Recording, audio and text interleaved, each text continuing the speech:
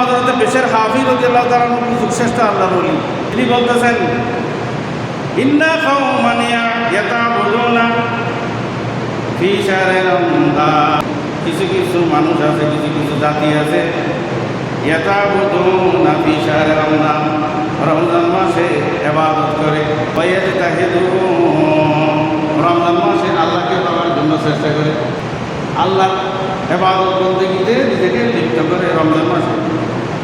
হযরত বেশর হাফি রাদিয়াল্লাহু তাআলা বলতেছেন ওয়াইদা সালাখা রমজান, যখন রমজান চলে যায় তারা আল্লাহর ইবাদত ছেড়ে দেয়, আল্লাহ রাব্বুল আলামিনকে পাওয়ার চেষ্টা ছেড়ে দেয়।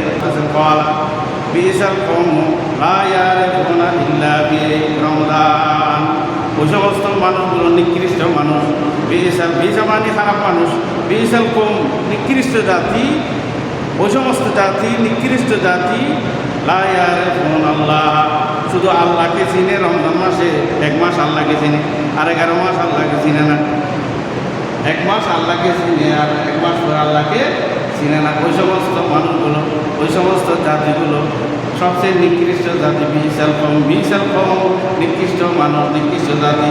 হযরত বেশর হাফি রাদিয়াল্লাহু তাআলা বলতেছেন সুবহানাল্লাহ।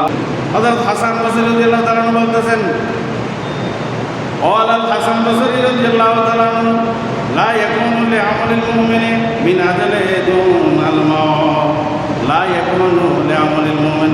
হযরত হাসান বসরি রাদিয়াল্লাহু তাআলা বলতেছেন মুমিনের আমল মওতের বিছানায়, সাকরাত মওতের বিছানা পর্যন্ত, সুবহানাল্লাহ, মুমিনের ইবাদত পর্যন্ত, লা ইয়াকুনু আমালিল মুমিন, মুমিনের আমল, মুমিনের কাজ সাকরাতের মওতের বিছানা পর্যন্ত, সুবহানাল্লাহ, যতক্ষণ মওতের ঘরঘড়ি না আসে